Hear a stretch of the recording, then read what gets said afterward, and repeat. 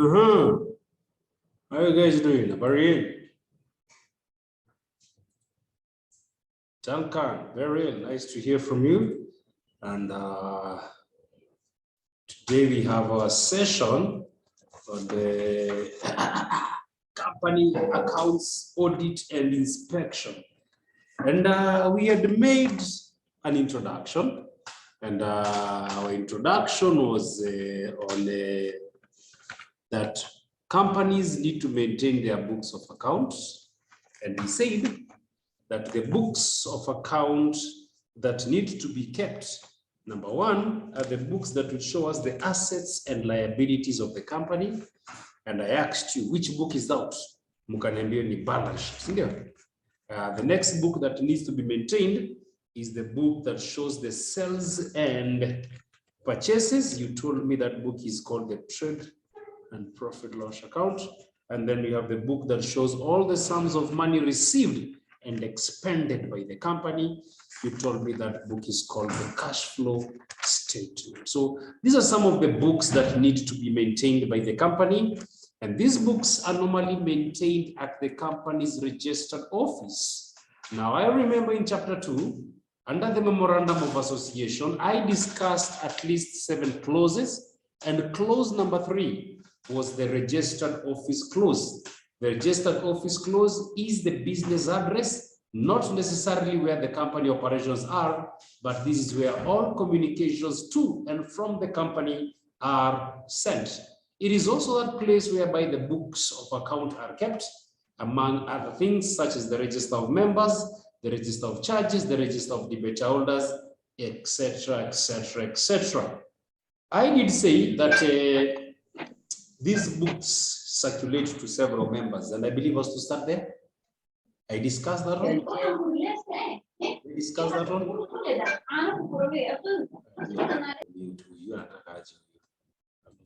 Waiting room says it. Where was I? Where was I? Did you discuss circulation of financial statements and members? Yeah, form and content. Yeah. So as I talked about the circulation of the books of the circulation of the financial statements of the company, we did say that these books of accounts are normally circulated to the members of the company.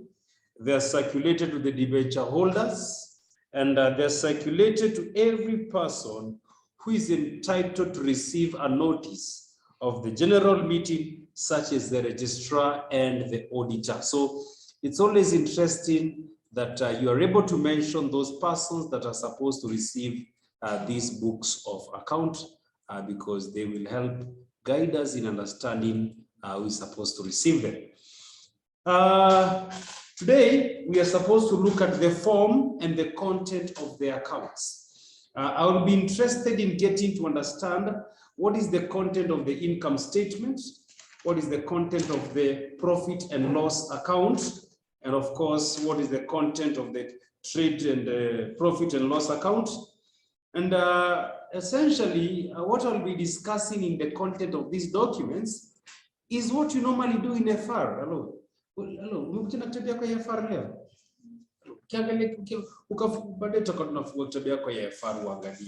Ukiangalia content ya profit and loss account, uangalie content ya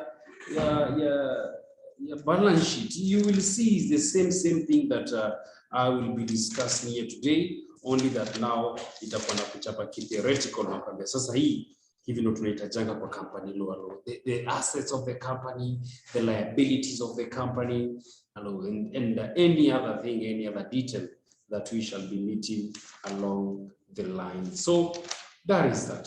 So I believe you can start. The time is yes, the time is in order.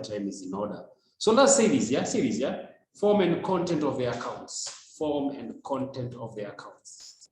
Form and contents of the accounts. See this. The financial statements of the company. The financial statements of the company. The financial statements of the company shall consist of the following. The financial statements of the company shall consist of the following. Roman 1. A statement of financial position Roman 1. A statement of financial position. A statement of financial position is at the last date, is at the last date, is at the last date of the FY.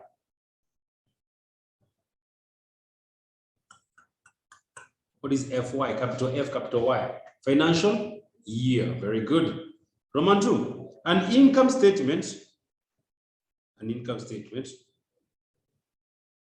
An income statement covering a period equivalent to a financial year. An income statement covering a period equivalent to a financial year.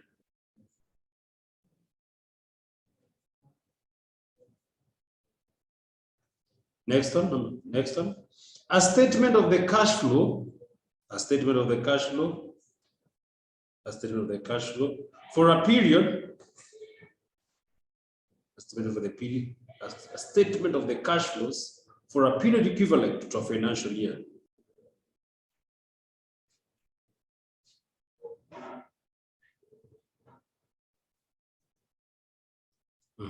Alafu ya mwisho, a statement of changes in equity. A statement of changes in equity. A statement of changes in equity. A statement of changes in equity.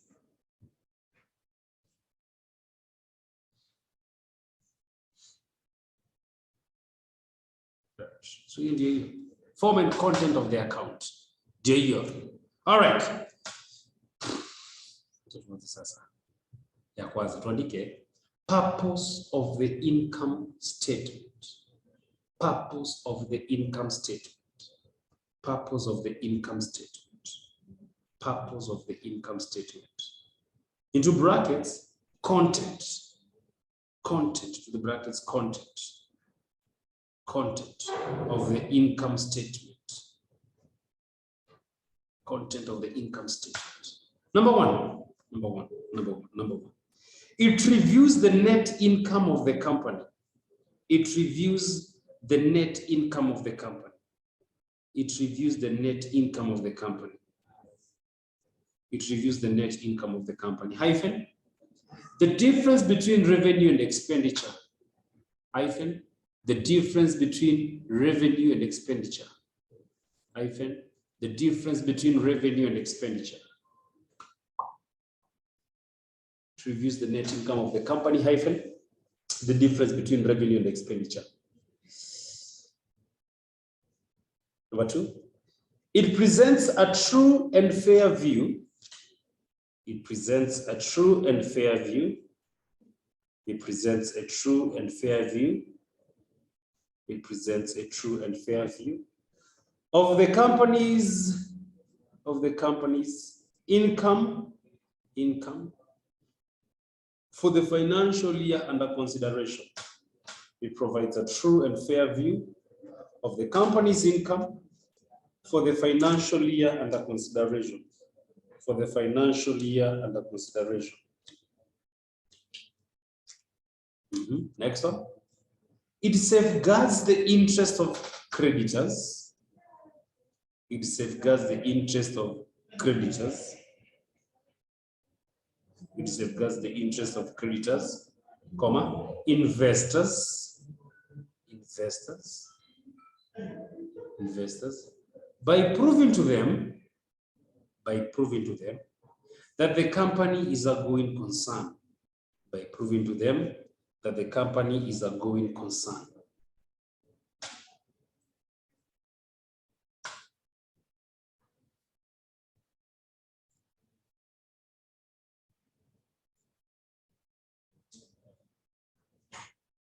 Next one. It indicates the cost of goods sold. It indicates the cost of goods sold. It indicates the cost of goods sold. Next one. It indicates the gross profit. I think already got indicate. Yeah, I think I'll indicate next one. It indicates the cost of marketing. It indicates the cost of marketing, comma, advertising and promotion expenses. It indicates the cost of marketing, comma, advertising and promotion expenses.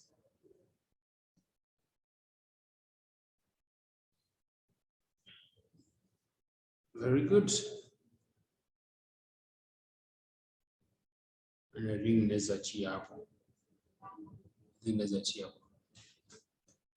Hello, we have not gone far. Ndo tumeanza tu saa hizi.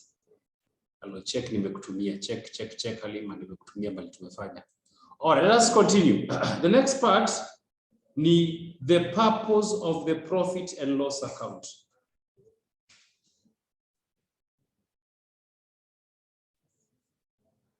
The next part ni the purpose of the profit and loss account. Or the purpose of the profit and loss account.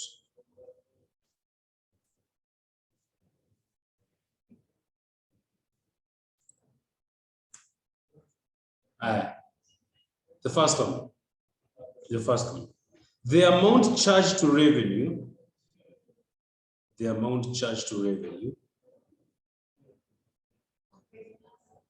The amount charged to revenue. The amount charged to revenue. The amount charged to revenue. By way of provision. By way of provision.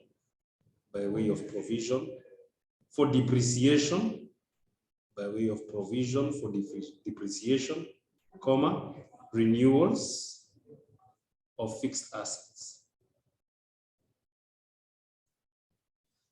The amount charged to revenue by way of provision for depreciation, comma, renewals of fixed assets, renewal of fixed assets, renewal of fixed assets, renewal of fixed assets. All right, next one, the amount of interest on debentures and other fixed loans. The amount of interest on debentures and other fixed loans. The amount of debentures, the amount of interest on debentures and other fixed loans. The amount on debentures, the amount of interest on debentures and other fixed loans. Next one, the amount of charge, for income tax, the amount of charge for income tax, and any other tax on profit. The amount of charge for income tax and any other tax on profit. And any other tax on profit.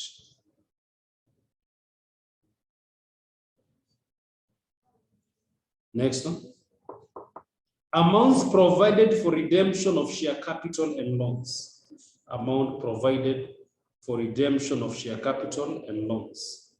Amount provided for share redemption and capital loans. Amount provided for redemption of share capital and loans. Next one. Amounts. What is the amounts? Amounts, comma, if material, amounts, comma, if material, set aside, or proposed to be set aside, for reserves, or proposed to be set aside for reserves.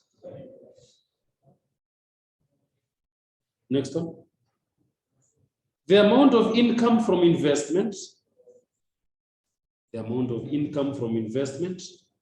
comma, distinguishing between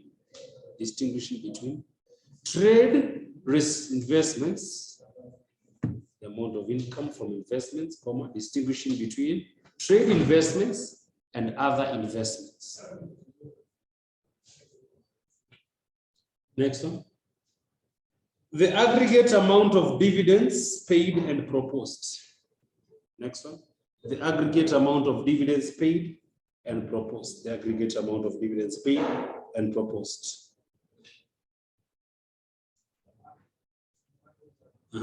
Next one. The remuneration of the auditors. The remuneration of the auditors. Next one. Employee benefits. Employee benefits. Next one. Intangible assets. intangible assets. Next one. Depreciation of assets. Depreciation of assets, comma. Inventory valuation. Inventory valuation, comma. Alafu ya mwisho, accounting policies. Comma. Those are many. So you know content ya profit and loss account. And I've asked you this question. Umekam na kitabu yako ya faka.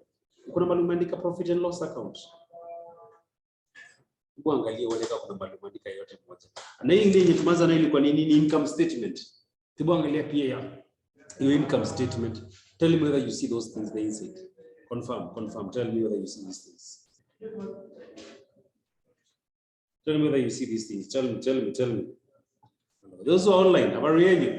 Have you ever seen such these details in your financial reporting whenever you are doing your analysis and you're preparing them? You want again?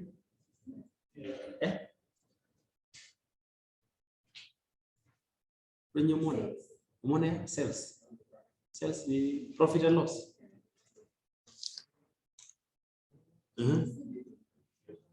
Ni inasemaje? Iko na hizi details. Sio zote. Hiyo kuna mingi. Niambia hapo nini iko?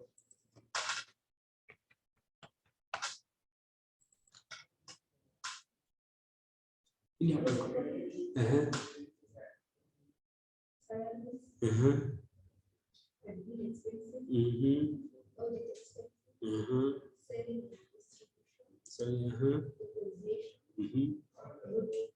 Yeah. Nzuri unaweza taja hapa. Content yake kama unazikumbuka unaziandika tu zote vile unazisema. It displays the following content. Alafu ukihitaji usiachie tu hapo. Kama umetaja administration expenses unasema just 3, 4, 5 words. Hiyo administration expenses ni nini? Sivyo? Hello. Another one umesema hapo ni nini? Depreciation. What is depreciation? Unataja kidogo hapo. Sasa. So let me stop there for today on the content of these documents. You will notice kuna moja sijakwambia ni gani hapo nina operate that now you get the gist. So now our next part will be something called group accounts. Our next part will be group accounts. Now when we look at group accounts, really what do we mean? What we normally mean is this, yeah? We have a company and it has another company that belongs to it. That company that belongs to it is called what? Very good, a subsidiary. So the subsidiary belongs to the parent company. So the question becomes this: when we are auditing the parent company, do we need to audit the subsidiary? Now that is something that I discussed in chapter 2. Chapter 2, under lifting the veil of incorporation, I talked about a loose sense of lifting the veil of incorporation. And under that loose sense, hapo niliongelea lifting the veil to investigate the subsidiary.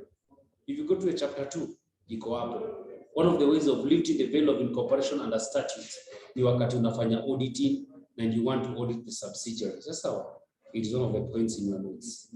All right, so let's look at the group accounts and we can say this. The Act provides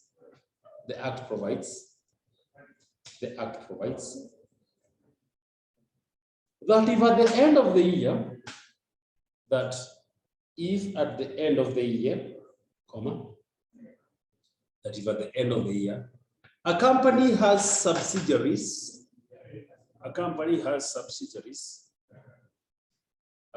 has subsidiaries, then it must include in its annual accounts.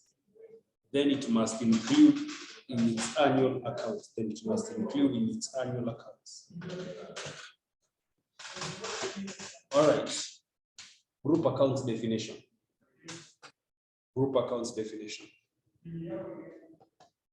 Say this: dealing with the affairs of the subsidiary company as well. Group accounts definition. Dealing with the affairs of the subsidiary as well.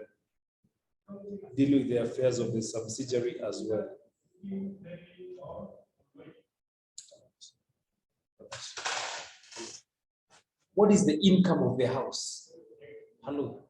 Ukiangalia income ya nyumba, unahesabingi aje? Do you only count the husband's income or do you also count the wife's income? The husband only. You count both, sindio? How are you supposed to count only one?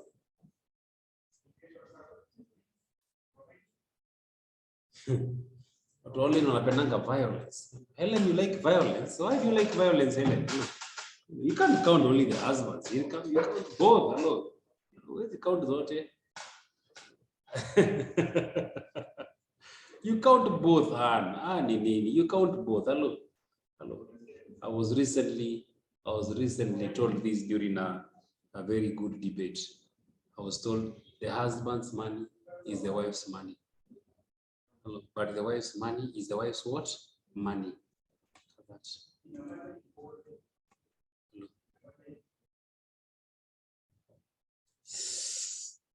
Group accounts dealing with the affairs of the subsidiary as well. Definition of group accounts is dealing with the affairs of the subsidiary as well. As well. The husband's money is our money. And our money is ours. Okay, so during that discussion, tukaambiwa hivi, tukaambiwa that ladies pride themselves in their husbands being able to provide. So we were told that's why they will always view their money as theirs, but their husband's money as the money of the family. And women don't like providing for their husband. No, they want to be taken care of. Yes. So you are told there in that discussion that if you're a man and you have a lady taking care of you, you need to stop that business. And she starts resenting you. It is not natural. It's not what? Natural.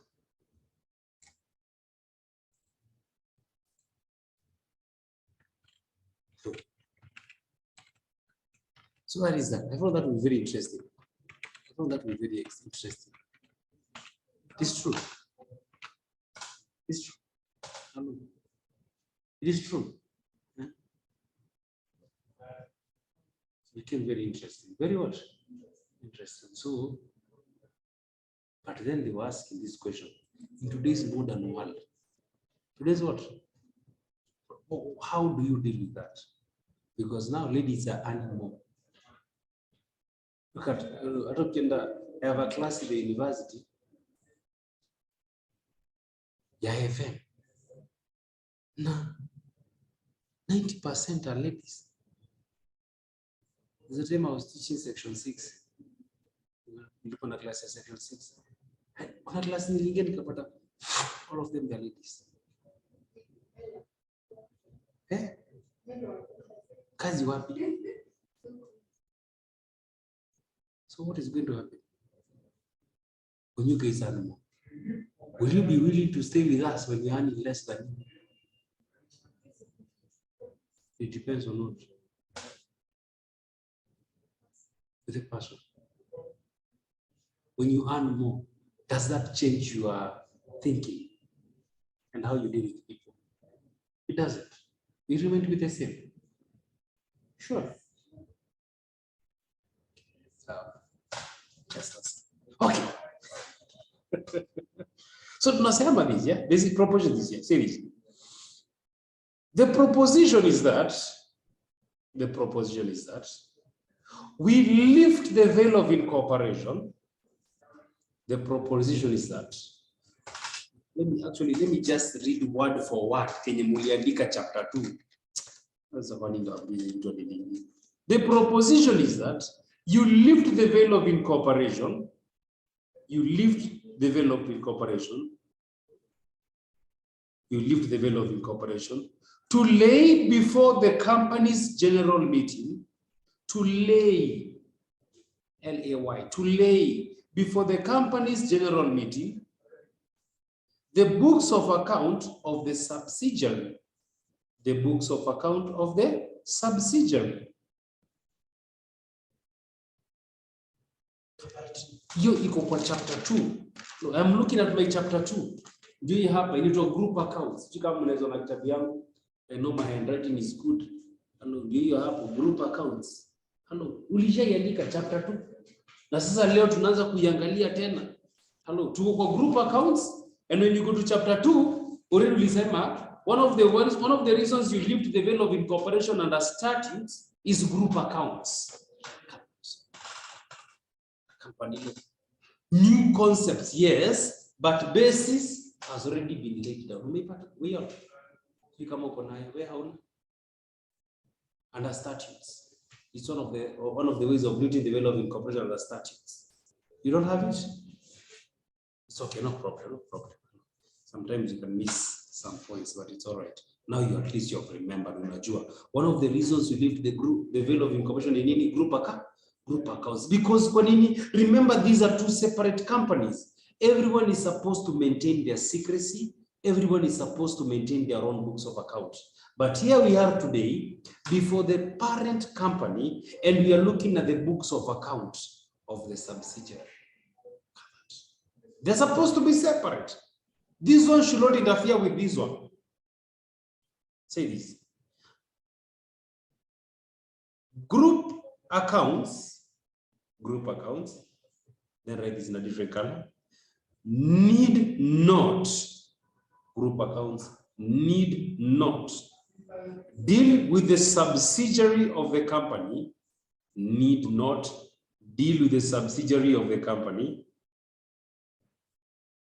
if the directors are of the opinion that,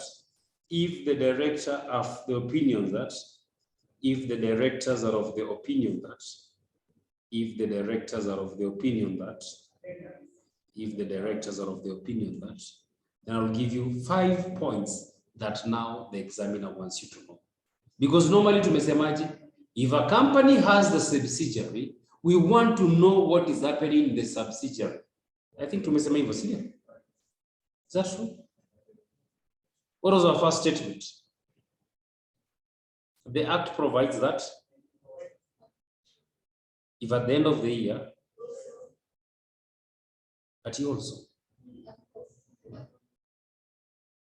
oh my God.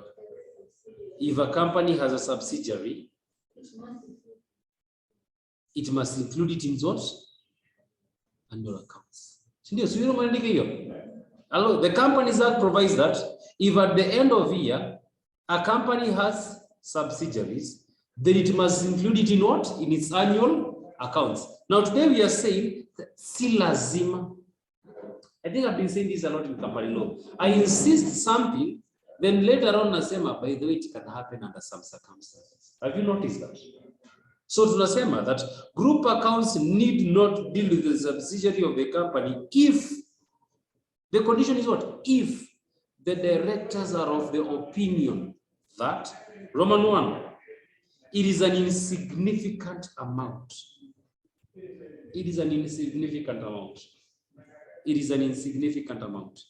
So you can imagine Joyce Macharia, your company is the parent company and you're reporting profit in billions.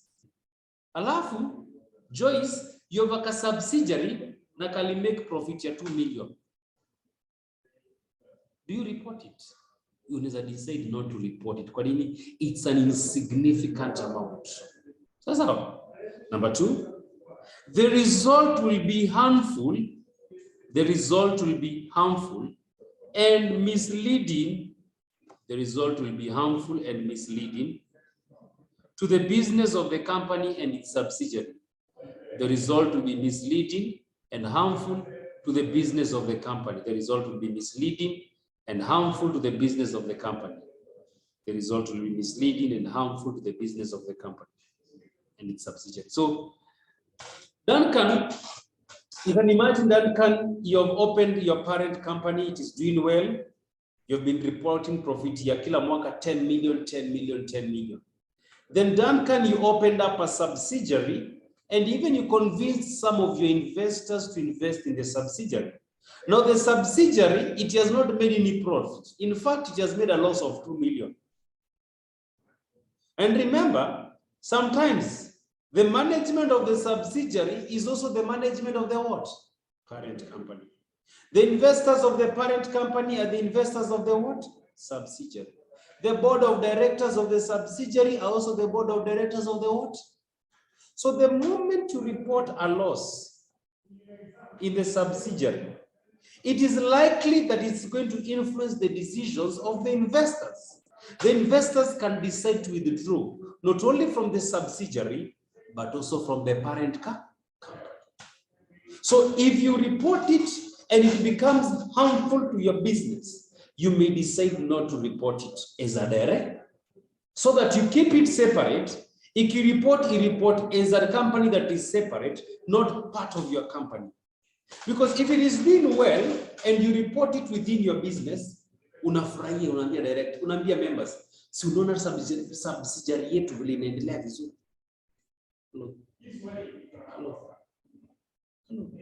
Ukiwa na tuseme mbuzi zako 2 ama 3 na moja ilizaa ingine, ile kazaa ingine, na hizi zingine zinakupatianga maziwa, na hii moja inapenda kukupiga teke kila saa, gonga. Wageni wakikuja, what do you do? Ile moja unaweza mkuiti ile nasomanga, unaweza ichinja ama uifiche mbali, yenyewe iko na maziwa na ile tango mbele. Si unaona hizi mbuzi zangu mbele mzuri. Why? Because it adds value to you. If your subsidiary is making money, when you are reporting, you report it. You say, this subsidiary of mine made money. So you see, guys, continue investing in the subsidiary. But the moment the subsidiary is making losses, Duncan, you may be reluctant to say a company that you're also managing is making what? Losses. Does that not make sense? So you will not report it.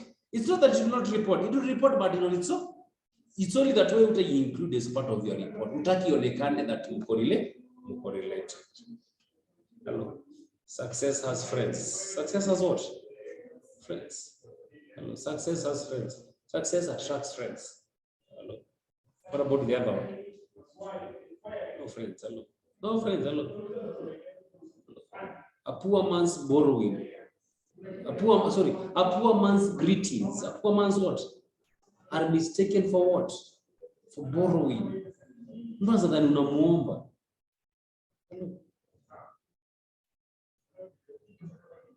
When you don't have something, someone can think that you're borrowing them. Na anakubeba wana. Anakuangalia hivi, yeye anaona shida. I want to visit you. Hiyo ni shida inakuja. They don't want to be associated with you. Be successful today. You will see some friends even you don't know. Hey, we went to school together. He was a good guy. Alikuwa ananisaidianga na sharpena. Saa ngapi? I think it's my thinking, yeah. I think life takes us through cycles so that we can understand some things better.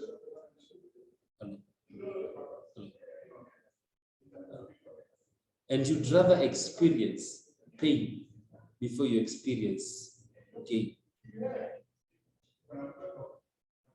You'd rather experience pain before you experience gain. Rather than experience gain, then realize pain.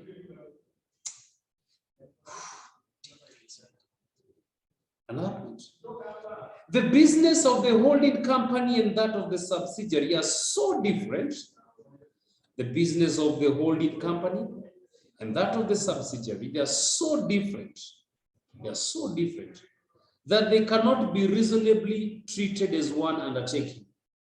The business of the holding company and that of the subsidiary, they are so different. They are so different that they cannot be reasonably treated as one undertaking. That they cannot be reasonably be treated as one undertaking. Very good. Yeah. So you have a hotel here, inauza alcohol, inauza chakula, inauza accommodation, and then you have a cosmetics. Are those two businesses related? Niliuliza hiyo class kwingine mtu akaniambia ati ziko related. Aje unajipaka cosmetics alafu unaenda kwa hoteli. Wacha kufikiria hivyo. Hello, not like that. Hello, these businesses are totally different industries, ndio? Or you have a manufacturing company and you have a hotel. How do those two businesses? So if there are two businesses that are totally not related, you may not want to report them together. Sasa next, if the investment in the subsidiary company, if the investment in the subsidiary company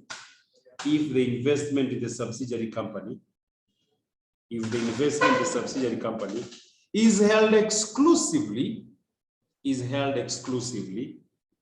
for the purpose of subsequent disposal in the future. If the investment in the subsidiary is held exclusively for the purpose of subsequent disposal in the future. Helen, how are you doing? Think about this. I give you 10 million, Helen, alafu nikwambie ndakujia next week. Hello. When you do your report in Helen, utasema uko na pesa ngapi? Ile ulikuanga nayo ama plus 10 million? I give you 10 million today.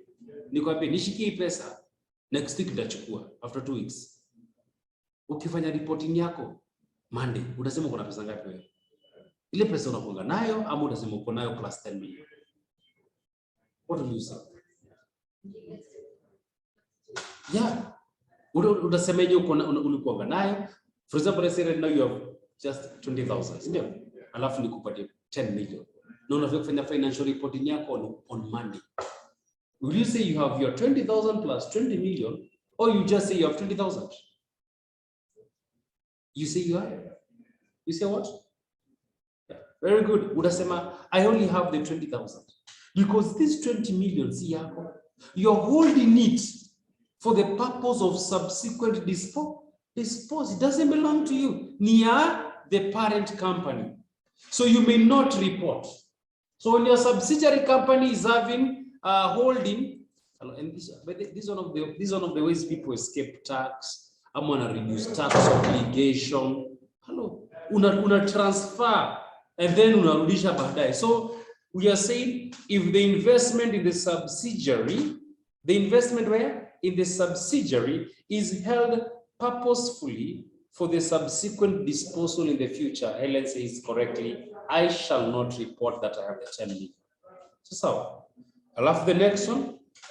The inclusion will cause unnecessary delay. The inclusion will cause unnecessary delay. The inclusion will cause unnecessary delay in the completion of the financial statements. The inclusion will cause unnecessary delay in the completion of the financial statement. The inclusion will cause unnecessary delay in the completion of the financial statements. What am I saying here? One of your subsidiaries is in South Africa, and their financial year ends in January. The other company of yours is in Uganda. Its subsidiary year ends in July. And your parent company is in Kenya, and the financial year ends in December. So it's in a clash. Moja financial year inisha January, ingine July, ingine. How do you balance? So you may decide to exclude them, because if you include them, it will cause unnecessary delay, because you have to wait for them to conclude and then give you the information. Does that make sense? So, swali kwa hapo, examiner anakuulizia swali, anakuuliza hivi. Grace, when is the group accounts exempted from including the accounts of the subsidiary? You know, swali. Because the rule ni nini? The rule is that if a company has a subsidiary, during its reporting, it should also include the books of account of the subsidiary. But then we have 5 exemptions to when silazi. Okay, closing remarks.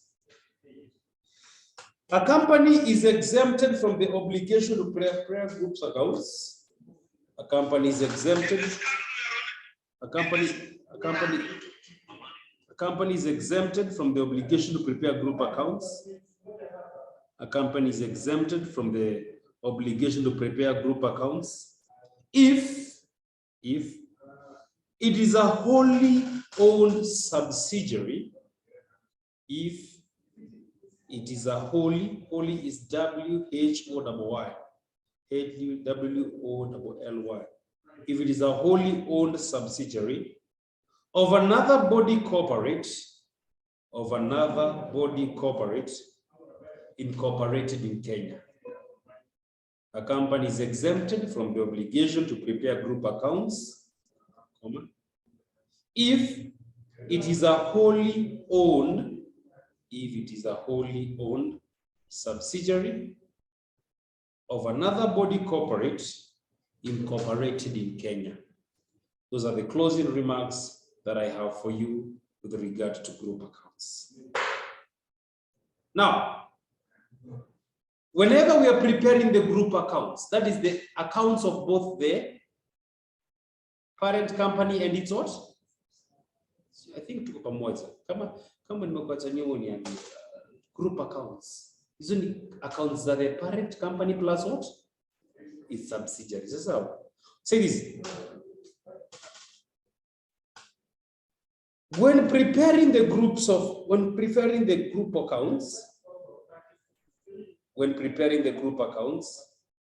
that shall be laid before the company, when preparing the group accounts that shall be laid before the company,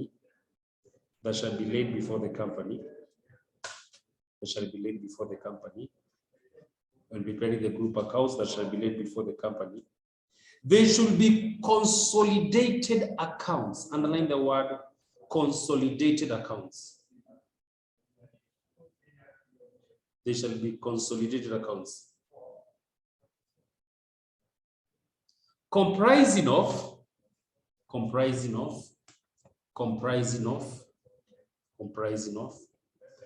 Roman 1, a consolidated balance sheet.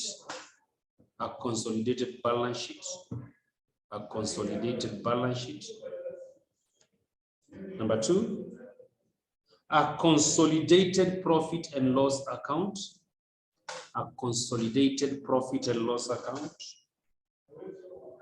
Number 3, a consolidated statement of cash flows.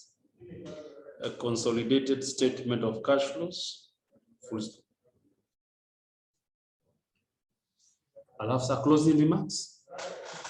The group accounts should give a true and fair view of the affairs of the company.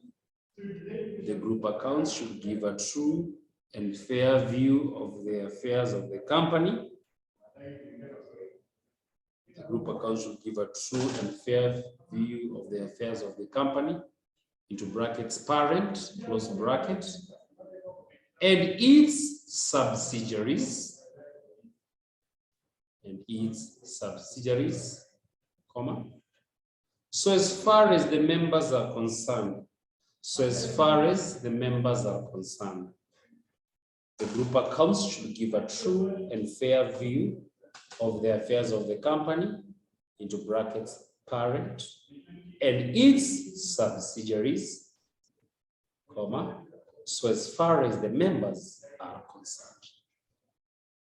So let me stop there and ask you guys a question. Suzanne, do you have a question? Inasema wakati una prepare the group of accounts kama ni Coca-Cola uko America, we need to see the group accounts to one. Kenya is what you made. Uganda is what you made. South Africa. Kila mahali that Coca-Cola has a company, they need to consolidate all those books na kuwe balance sheet moja. All the cash flows, kuwe na cash flow statement moja. All. Does that make sense? Susan, any questions, Susan? And new member, Ramla Hassa. Hello. Kuna swali?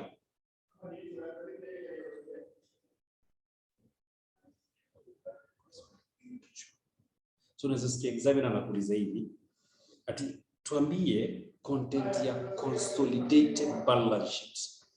Alafu nasikia mwalimu hiyo kutufunza. Mimi najua tu content ya balance sheet.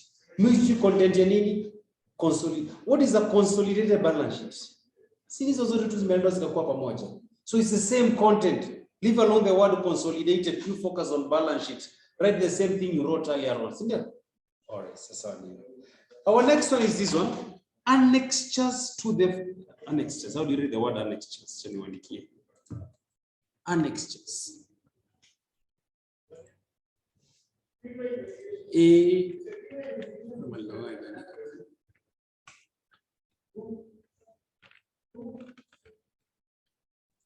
Yes, it is annexures. A-N-N-E-X-U-R-E.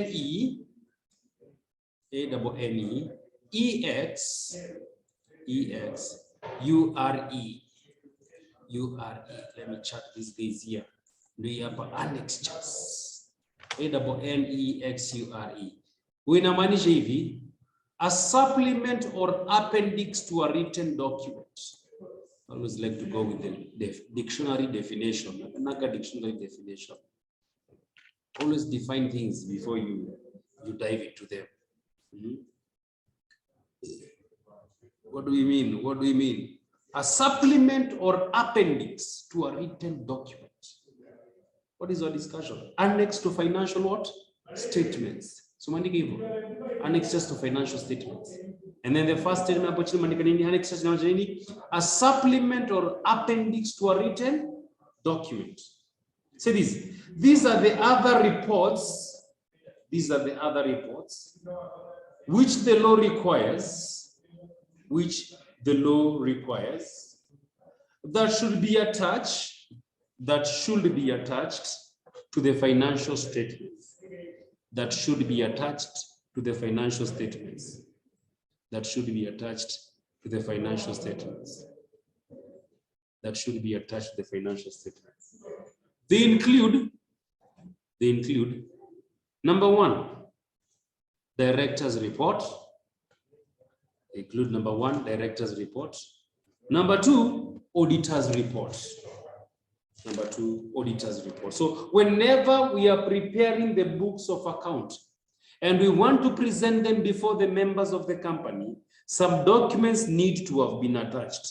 One of the documents that needs to have been attached is the director's report.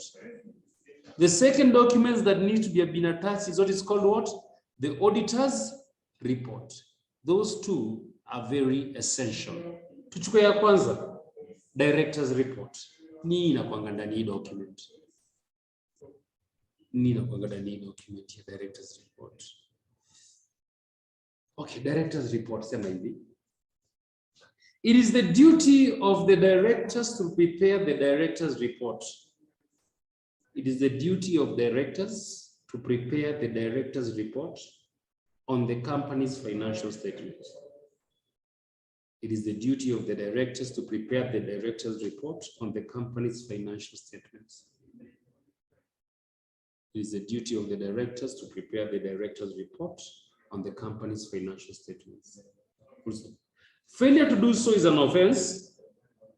Failure to do so is an offense. Liable to a fine. Liable to a fine. Liable to a fine. Up to.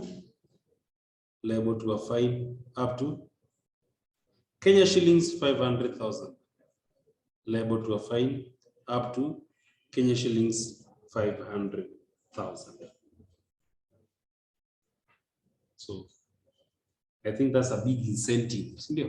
That's a big incentive to prepare the director's report. Having to pay a fine. Hello. But the people don't mind fine. Kama ya KRA. KRA ni elfu ngapi? Elfu mbili ikija kukushtua unakosa kufile returns. Hello. Don't file. Get careful. Wewe tutalipa na wewe. File returns. Hello. Hello. Returns. It's always good to work with the government. Hello. Don't work against the government. Find a way to work with government. Serikali kona mkono mrefu. Always find a way to work with the government. Avoid resisting too much. But also sometimes you need to resist. I'm not here to promote anarchy. Mwalimu wetu alisema to resist. Hapana, no. There's a time you need to resist. But there's a time, most of the time, you need to work with them. You resist with them when they become repugnant to the law. When they start becoming immoral. Kama a basket of goods in Kenya. We need unga we need sugar, we need oil, we need rice, we need salt, we need unga, sugar, oil, rice, salt, bread, and milk. These are the, how many? 1, 2, 3, 4, 5, 6, 7. When you're doing what is called the consumer price index, economics, these are some of the things on a list. Basket, ya kukula kila siku. So much is unga? 210. Skari kilo mbili? 35. Oil 1 liter? 340. Rice 1 kg? 135. Salt 25. Mkate 60. Mimi na nikianza kukula broad rice, niliona broad rice ni 50 bob. Inaonja vibaya. Milk ni how much? 65. Hebu niajie inakuja ngapi? 210 plus 235 plus 340 plus 35 plus 25 plus 60 plus 65. 210 plus 235 plus 340 plus 135 plus 25 plus 60 plus 65.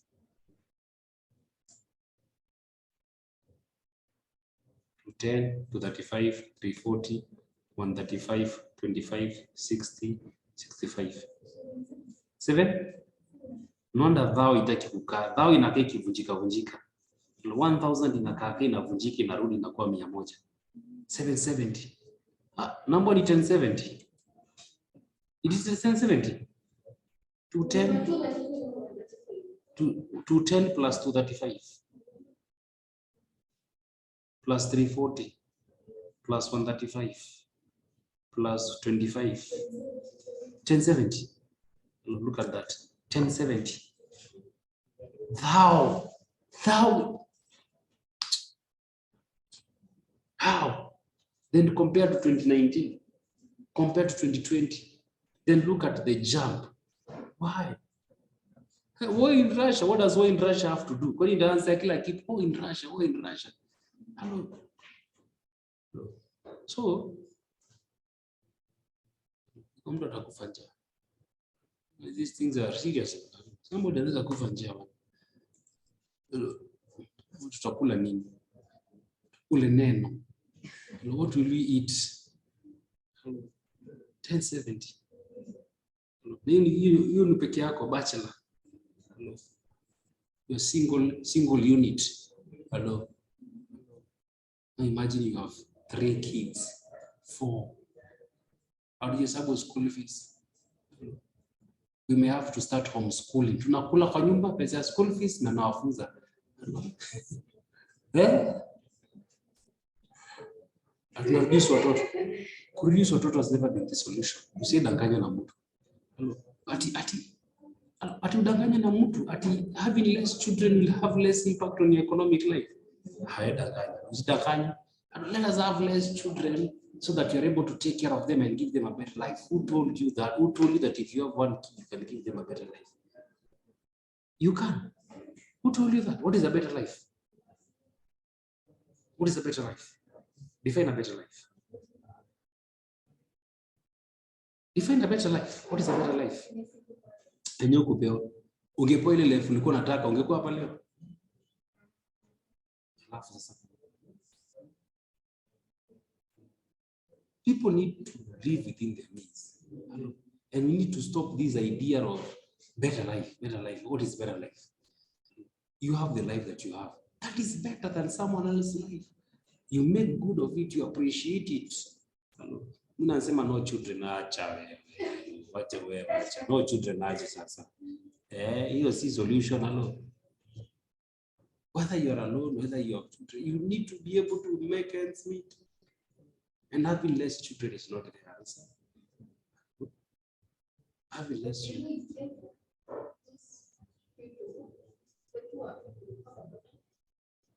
Who is the poor? The one who is unable to afford the basic. Yeah, those are able to afford the basic. Yeah, definitely. They're finding it tough. very tough for them. Alafu hakuna alternatives. Unajua ukiwa na alternatives inakuanga poa, because if hakuna unga you can do rice.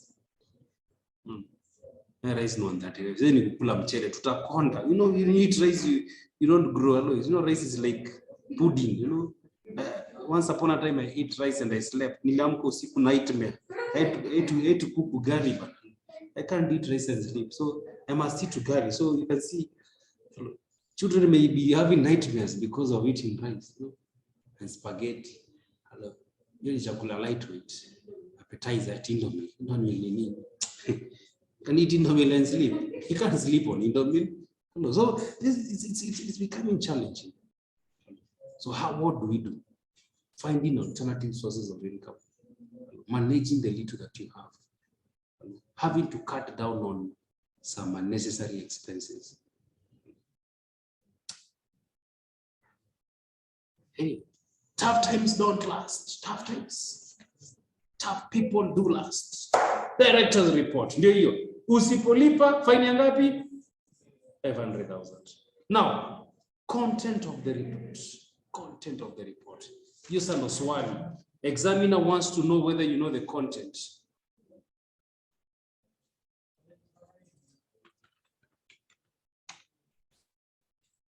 Content of the auditor, the director's report. Content. You know, kwanga swali max 6, sometimes 8, 6, 8, 6, 8, 6, 8, 6, 8. All right, ya kwanza ni hii. A fair review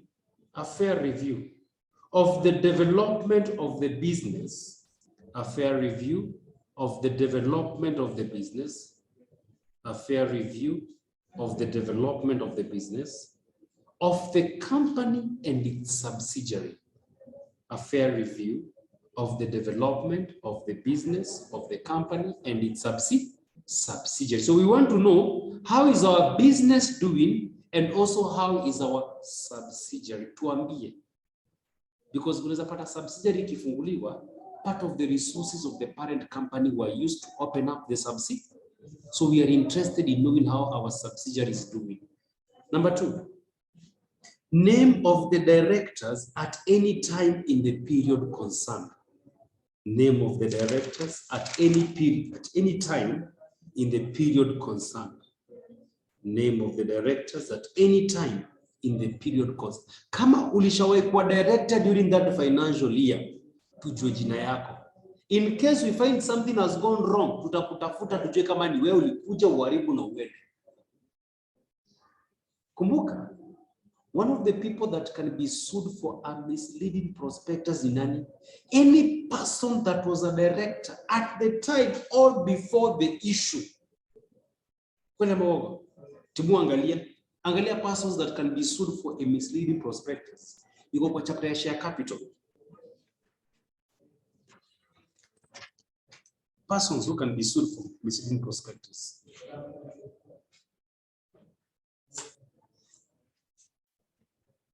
I think this point C, point ya 3. Persons who can be sued for misleading prospectus. Angalia point ya 3.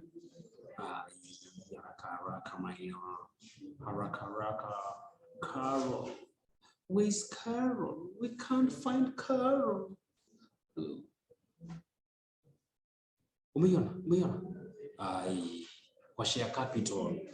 Kwa share capital. Hapo tu mbele. After ways of raising share capital. Oh my. Guys online, have you seen it? Felicitas, Gerard. Felicitas. Have you seen it? Hapo tu kwa share capital, after ways of raising share capital. Persons that can be sued for misleading prospectus. Have you seen it? Point ya 3. Felicitas. Have you seen it? Umeona wewe? Hiyo ni tulizo. Unaona yenye hauna?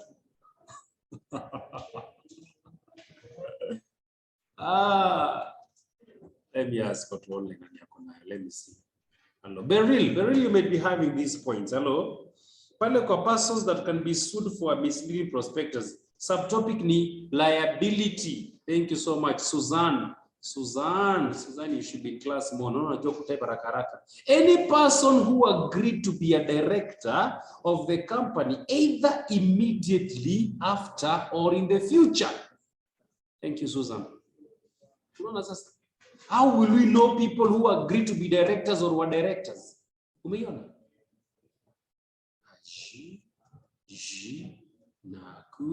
You don't have? Okay, so let's continue. So you can see our point. Our point is telling us what content ya directors ni name of directors at any time in the period concerned. So that just in case someone was a director, purposefully to do something mischievous and then go, we can always hold them accountable. Time ulikuwa director, a mischievous act was committed and then you left. Who committed this act? Ni wewe. Kama ni wewe, we hold you accountable. Next one. Principal activities of the company and its subsidiaries. Principal activities of the company and its subsidiaries. Principal activities of the company and its subsidiaries. Principal activities of the company and its subsidiaries. Principal activities of the company and its subsidiaries. Next one. Significant changes in the fixed assets of the company and its subsidiary. Significant changes in the fixed assets of the company and its subsidiaries. Tukianza mwaka, our assets were 6 million. Imefika July, our assets are 2 million. How? What did we sell? When did we sell it? To whom did we sell it? And how much did we receive? These are questions we'll ask. So significant changes in the fixed assets of the company and its subsidiary. Next one. Proposed dividends. Proposed dividends. Nyingine. Proposed bonus issue of shares. Proposed bonus issue of shares. Nyingine. Proposed transfer to reserves.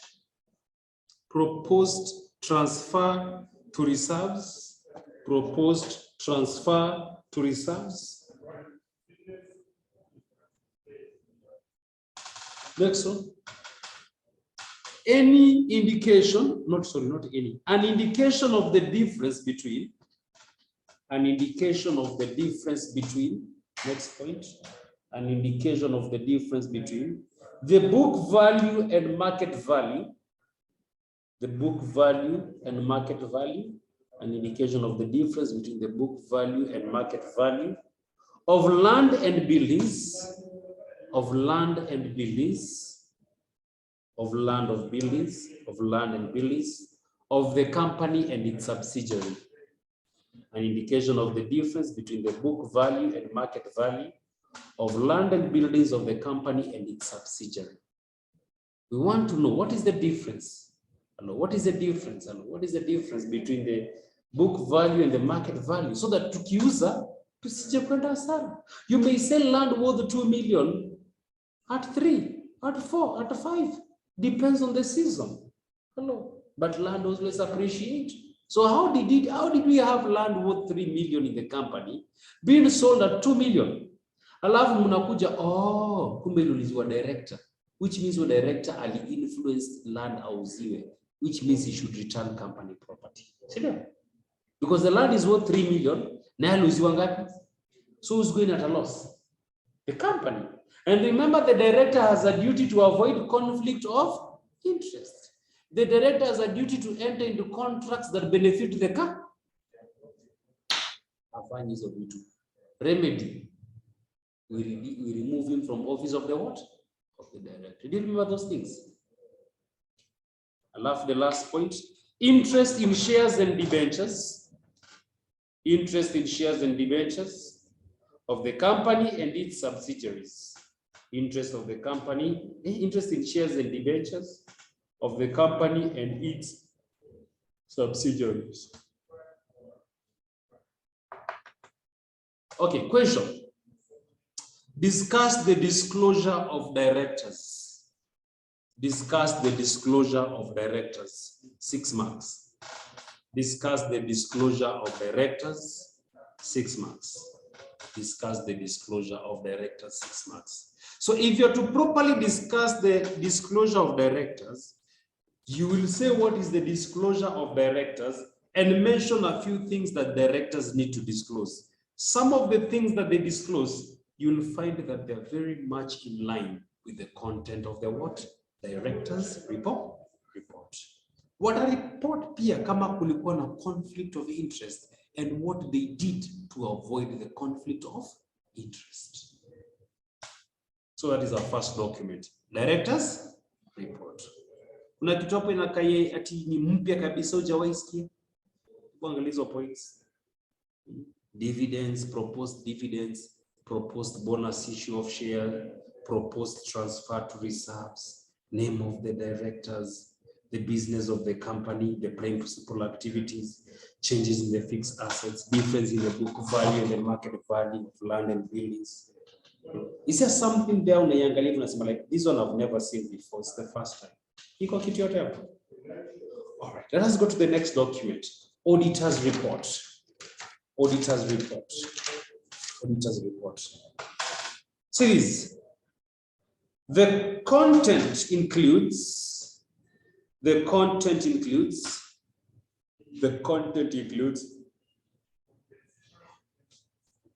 number 1, whether in their opinion proper books of account have been kept. Whether in their opinion proper books of account have been kept. Tuambie, has that company maintained all the books it should be changed? Next one. Whether the books of account have been prepared according to the expected standards. Whether the books of account have been kept in the expected standards.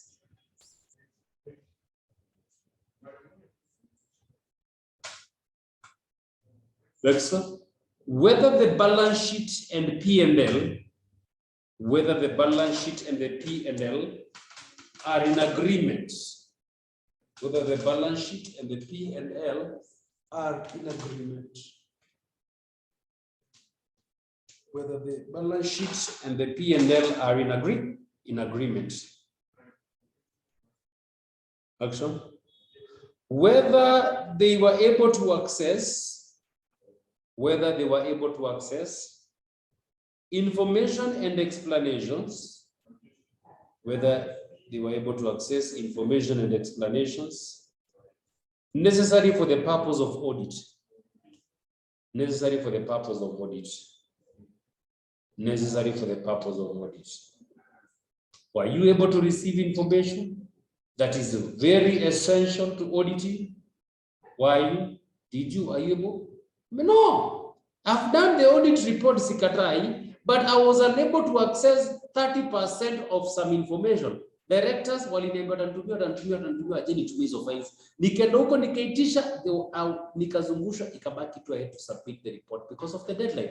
But 30% information sina walinikataza. Now the members will be interested. Ni information gani hiyo lingine? Sasa wewe lakini waambie kuna information ulitisha haukupewa. Kuna explanations you demanded, you were never what? Given. State that in your report. Next one. Whether the information and explanation given to them, whether the information and explanations given to them was presented in the required manner. Was presented in the required manner. Someone can give you information, but then it is haphazard, it is random. It is not properly arranged. By the time you find what it is that you need, you may have wasted a lot of time and even given up.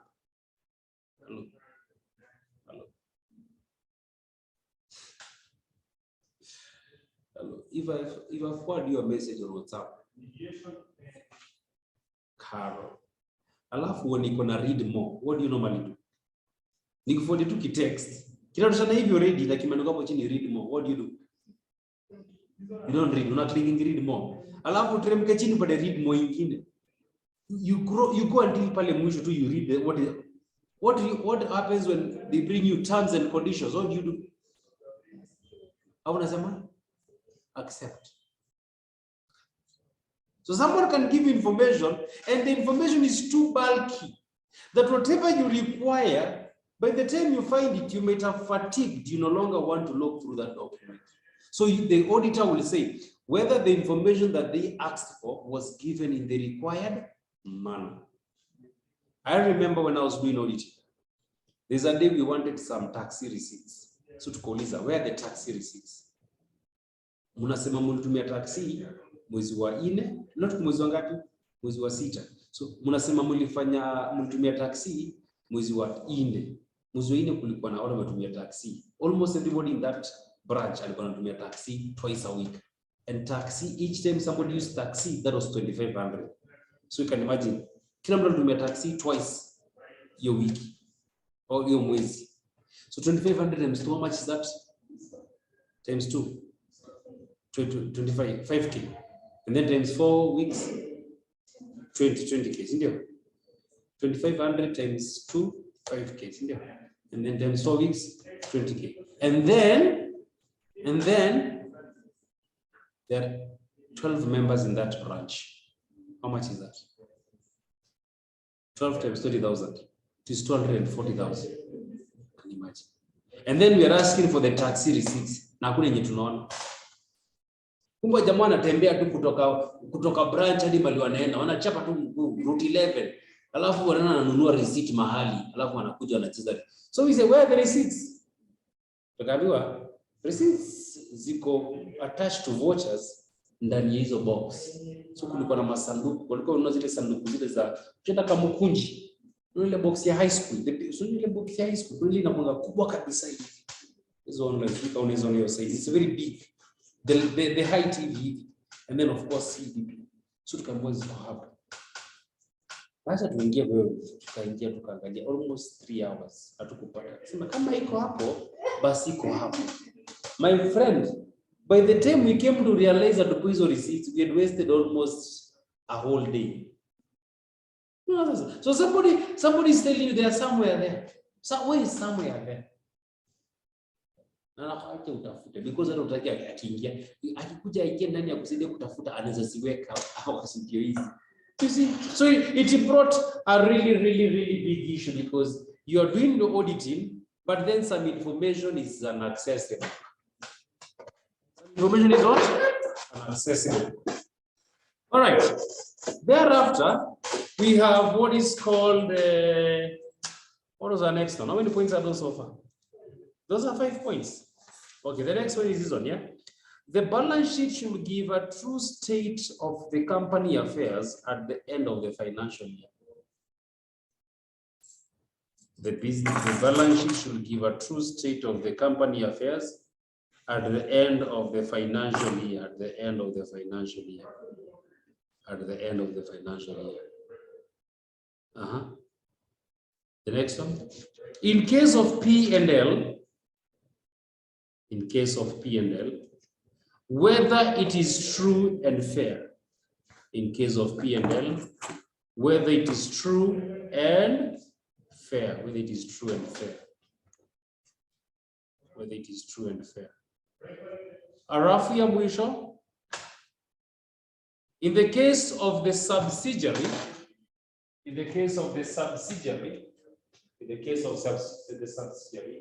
whether they prepare their books of account,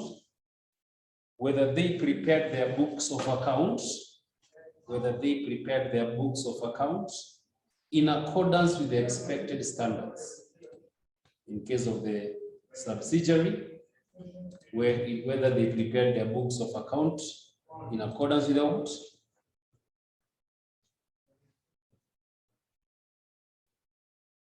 In accordance with the Act. In case of the subsidiary, whether they prepared their books of account in accordance with the what? With the Act. Tell us, Banalo, did they? We want to know. Hello. This is the parent company, and we're interested in getting to understand. Did our subsidiary follow the required rules? in preparing the what? The books of accounts. So there we have several issues. Number one, we have the issue of the director's report, and then our next issue is what? The auditor's report. Auditor's report. So you can see that. Any question about that, folks? Any question about that, folks? Sure. This is online. Caleb, any question?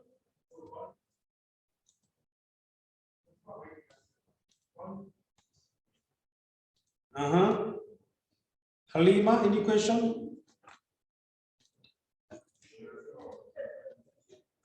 All right. Thank you. Yes. All right. That is good. That is good. All right. Our next part ni hii. Mambo chapter ni fupi. But one last subtopic. Investigation of company affairs. A very short chapter. Investigation of company affairs. Investigation of company affairs. Who investigates the company? Who investigates the company? Say this. Investigation of company affairs. Investigation of company affairs. Investigation of company affairs can be initiated. Investigation of company affairs can be initiated for different reasons. For different reasons, including fraud.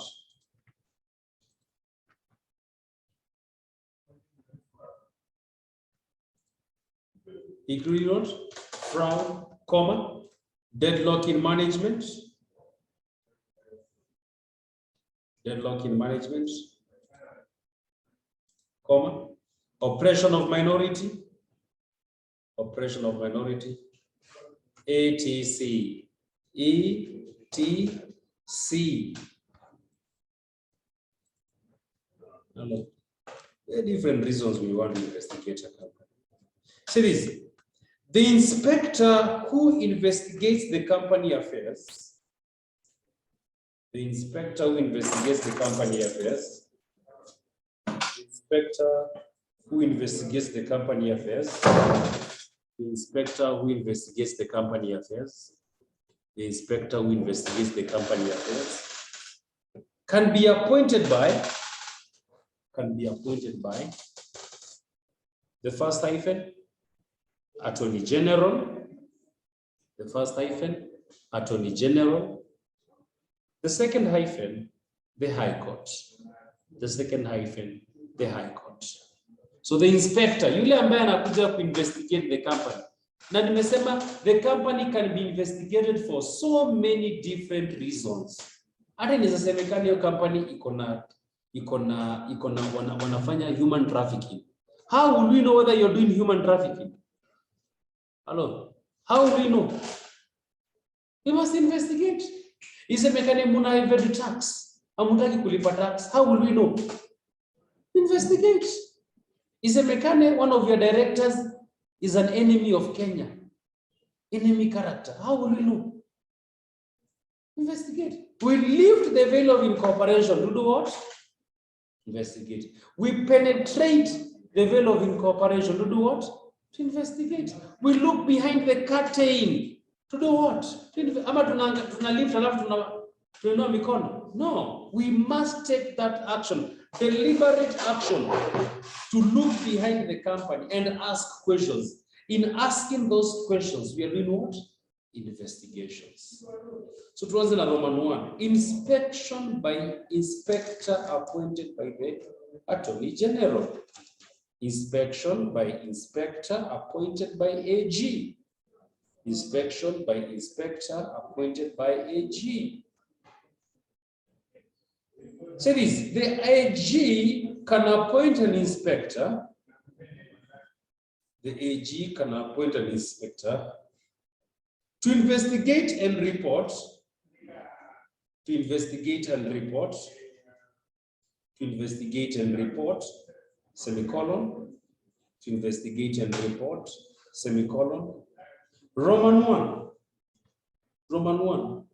The membership of the company the membership of the company, the membership of the company, the membership of the company, for the purpose of determining, for the purpose of determining those persons who, for the purpose of determining those persons who,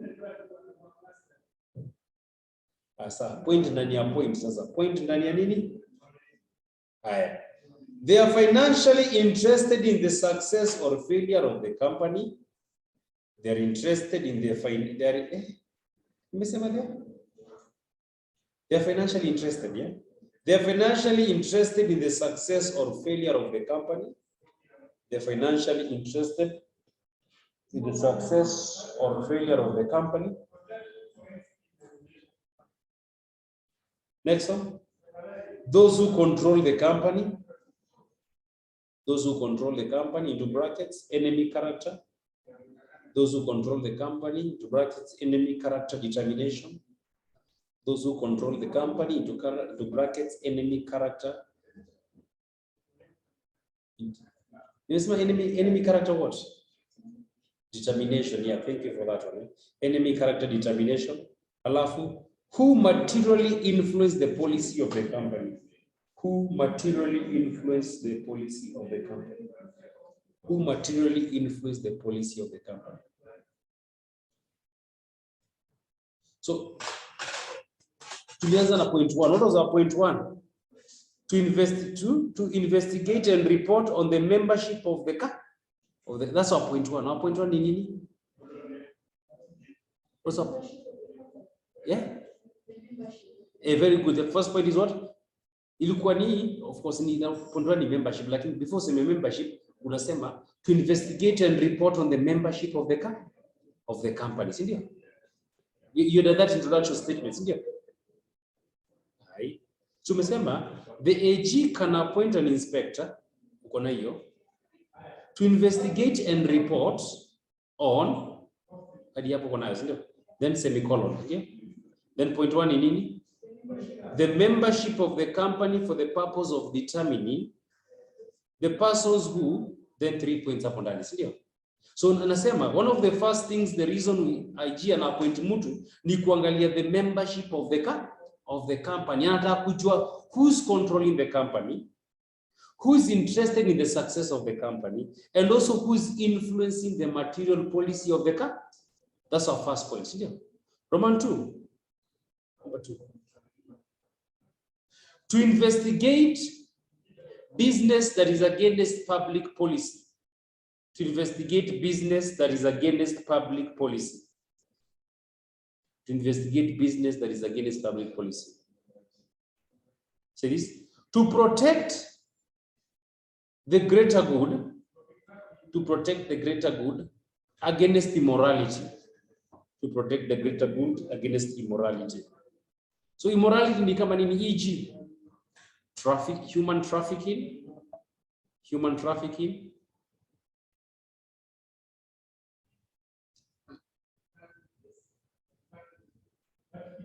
prostitution,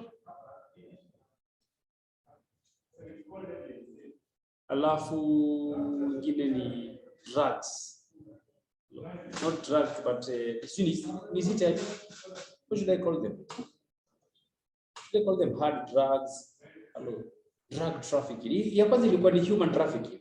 Okay, drug trafficking. I think that will be in order. So those are some of the things that they really you are interested in. Hello. Please repeat the point.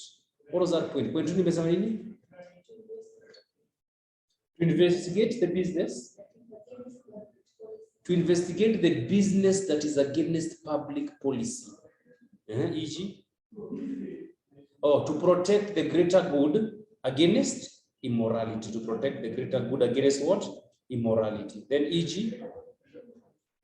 human trafficking, prostitution, drug trafficking. So ikasemekana, I hope umepata the point.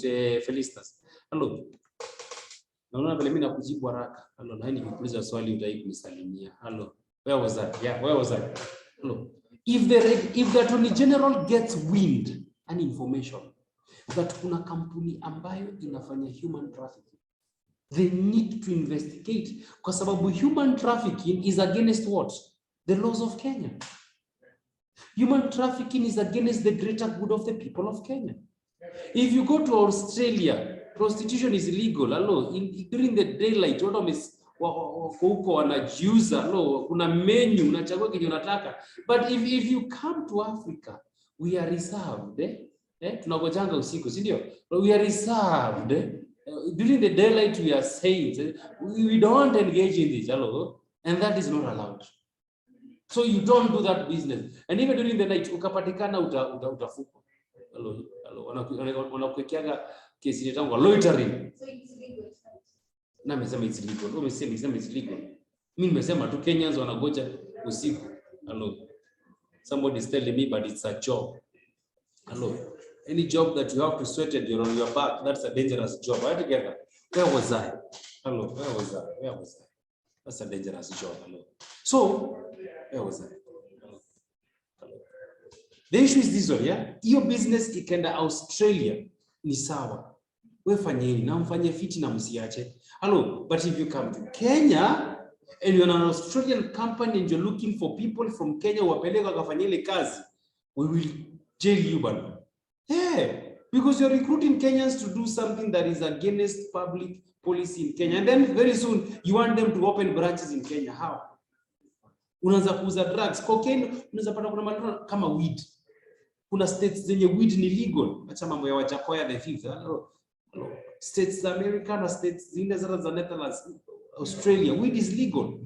Unaenda kwa supermarket hivi unapata wanauza weed cookie, weed cake, weed biscuits, nini unakula zako zinashika tu, una fly tu, you are high 24/7. If you bring them here in Kenya, unaanza kuuza biscuits za digestive. Na kwa hizo biscuits za digestive, 5 ni ziko sawa, 5 ni za weed. Wewe we will deal with you. Kwa nini? Attorney General anasema hiyo ni business ambayo iko against public policy. In Kenya we don't encourage consumption of drugs. Are you getting the concept? Ni kama sisi kutakuwa na World Cup host. World Cup itakuwa this year Qatar. Have you seen what they have said? Ukipatikana sorry, mudana investigate. So hiyo ndio ya kwanza. Roman 1, inspection by inspector appointed by the what? Attorney General. Hiyo ndio. Roman 2, investigation by inspector appointed by the High Court. Investigation by inspector appointed by the High Court. Sema hivi, the High Court can appoint an inspector. The High Court can appoint an inspector. The High Court can appoint an inspector. The High Court can appoint an inspector. The High Court can appoint an inspector to investigate the company affairs. To investigate the company affairs. To investigate the company affairs in the following circumstances.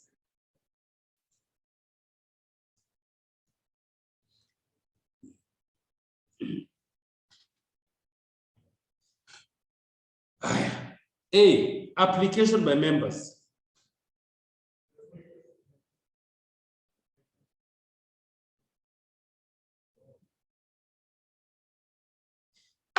B, by special resolution. B, by special resolution.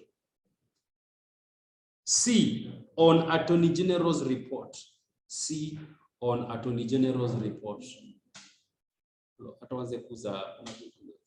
You can sell guns. For example, in Kenya, very soon they will start selling guns. But since the guns are very highly regulated, you just can't buy a gun. But soon we may start buying guns kama countries zingine, which is quite dangerous, yeah? So utapata kuna guns zitakuwa zinakubweka kuuza, but then some guns zitakuwa very heavy fire. Iwezi fanya unless you go somewhere. So if you are to find yourself in a situation whereby you are engaging in such business, the Attorney General may be interested in you. Why are you selling bombs to Kenyans? Hello, a business is selling directly to individuals, bombs, Kenyans. Why would you sell bombs to Kenyans? Why are you selling guns to Kenyans? What is your intention? Why are you arming Kenyans? Attorney General may be interested in that one because anataka country ikuwe na law and order. Na kuna vitu zikiintroduce Kenya, law and order inaweza kuwa disrupted. So that's why we're very interested in what companies are doing. So Roman 2 tumesema investigation by inspector appointed by the what? By the High Court. And akasema the High Court can inspect and the High Court can appoint an inspector to investigate on the company affairs in any of the following circumstances. A, by application of members. B, by special resolution. C, on Attorney General's report. So this, generally in Kenya, courts are passive. Generally in Kenya, courts are passive. Courts are passive, and actions must be brought before them. And actions must be brought before them. And actions must be brought before them for follow-up initiative to follow. And actions must be brought before them for follow-up action to be taken. The court will always be silent. But no one will do anything. There must be a complainant. There must be a plaintiff and then a defendant. Ukiibua na unyamaze, what will happen? Will the court do anything? Kuna sheria. Okay, sir, kuna sheria. What have you done to bring the problem to the law so that the law can address it? If someone is stealing from you, what do? You take them to the police station. And then the law takes its course. So that's what I say. In courts, Kenya don't appoint the inspector. Certainly, the court does not appoint the inspector. Though the court has the power, someone must bring that action to the court. The members can tell the court, we want to be investigated.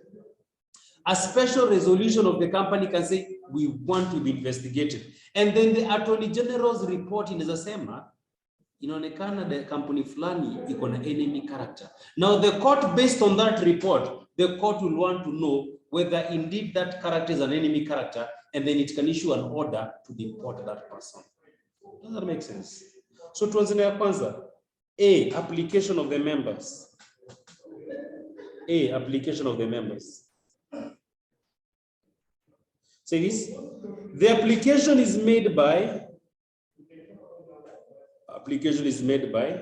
the holders of not less than, the application is made by the holders of not less than 10% of the issued share capital, 10% of the issued share capital, 10% of the issued share capital.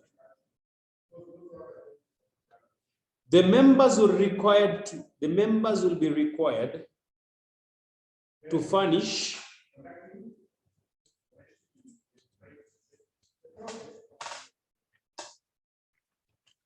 FURNISH, to furnish the court with a security. The members will be required to furnish the court with a security of investigation cost of Kenya shillings 500,000, of Kenya shillings 500,000, of 500,000. Patikana mukipeleka, you'll have to do that. Museme, we have submitted this amount. Ni amount nitatumia kufanya nini? Investigation. Roman 2, A, ilikuwa application by members. B, by special resolution. By special resolution. It is where the members have passed a special resolution.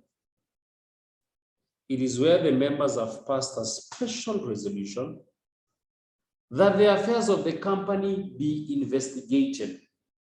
It is where the members have passed a special resolution that the company be investigated.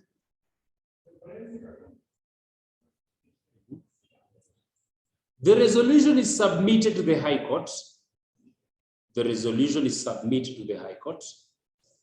The resolution is submitted to the High Court, together with sufficient evidence together with sufficient evidence, to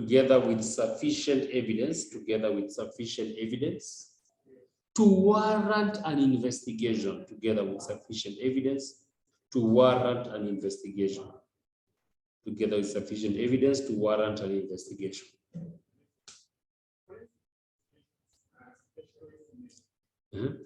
When the High Court is satisfied, with the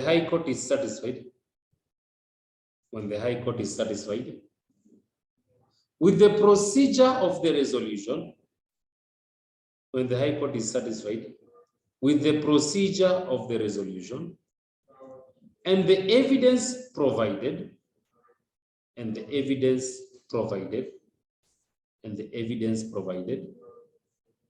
they shall appoint an inspector.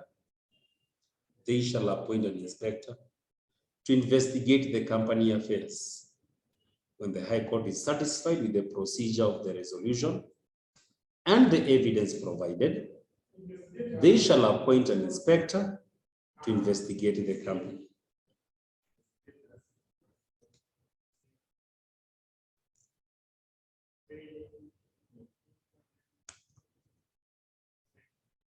All right, here. Okay, so ya mwisho ni gani? On Attorney General's report.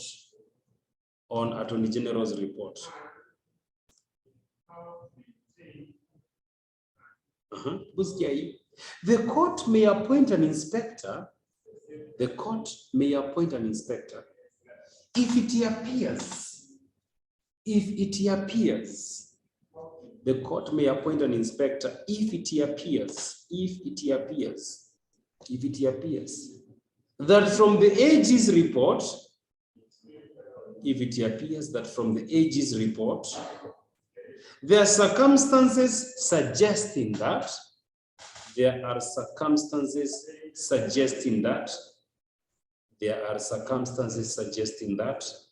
I love these points, bana. See point ya kwanza.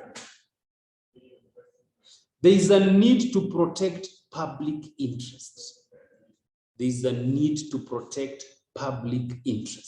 By subsequent investigation. Point one, there is a need to protect public interest by subsequent investigation. Next one.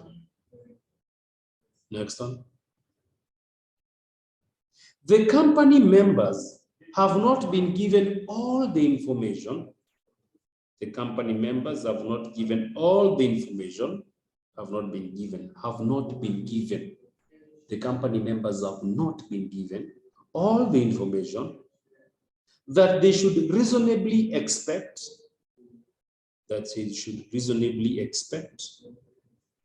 On the management of company affairs. The company members have not been given all the information that they should reasonably expect on the management of company affairs.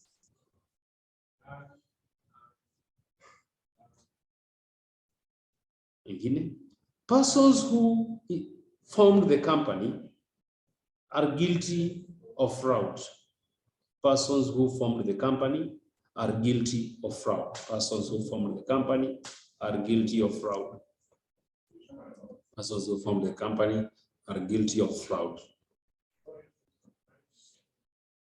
Next one. The business of the company has been carried out. With the intention of defrauding creditors. The business of the company has been carried out with the intention of defrauding creditors.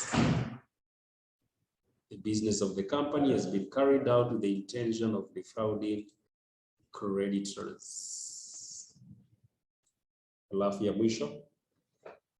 The company was formed to pursue fraudulent activities. The company was formed to pursue fraudulent activities. The company was formed to pursue fraudulent activities. The company was formed to pursue fraudulent activities.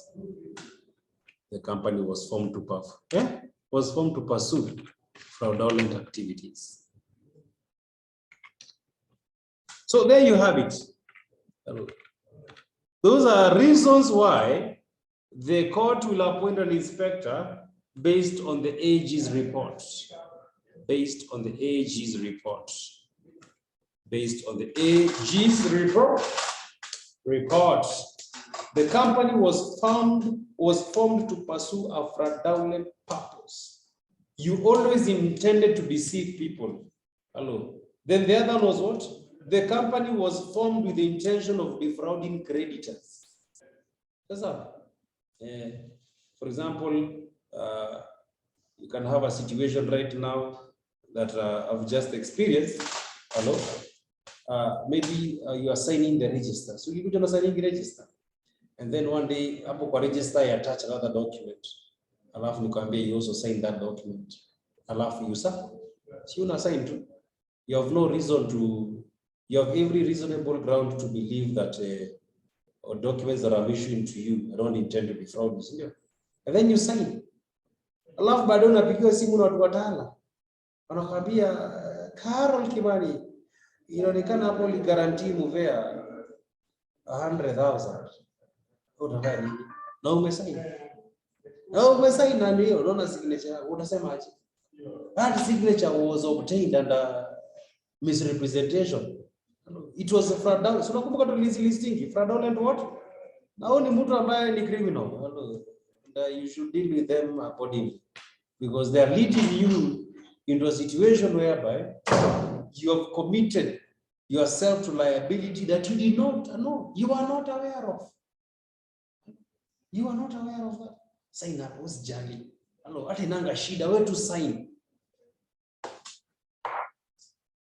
Baada ya nini nakufanyikia?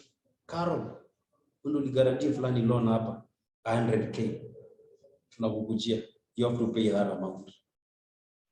But I never guaranteed anyone. But is your signature and your phone number, and ukweli it is your signature. What will you do? Sasa unasema unaanza kurealize that you are deceived. You are led into a situation to contribute or to commit yourself, yet you are not aware what you are committing yourself into. So that person was fraudulent.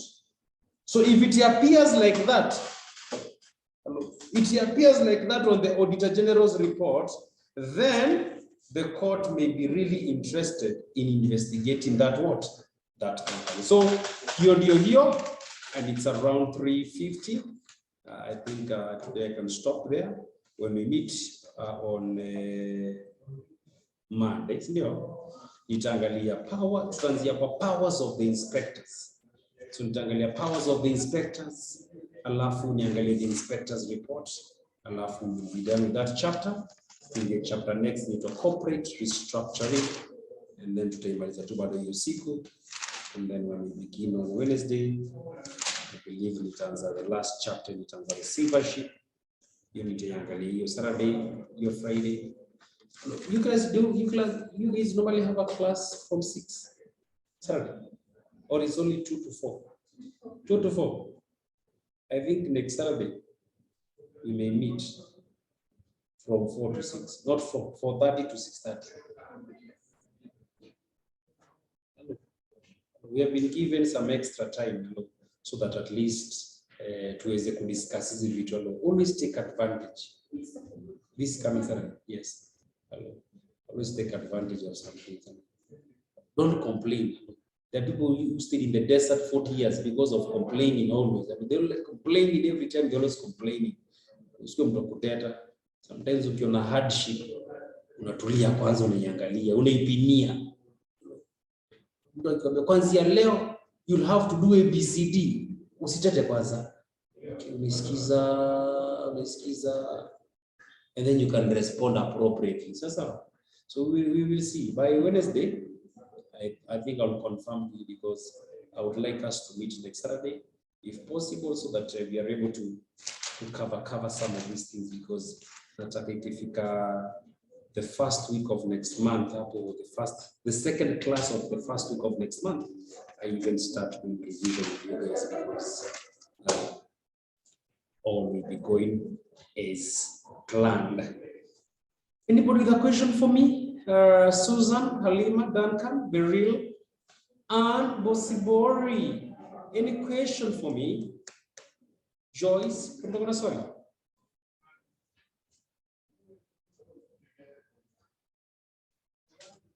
Swali yote?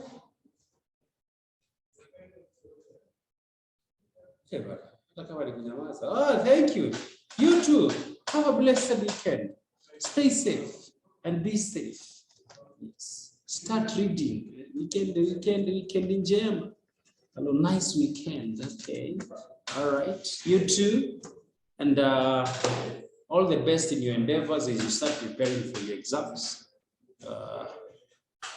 Kwa campaigns, mwache campaigns. Msome kwanza. Sasa mimi najua students wangu kwa campaign wengine.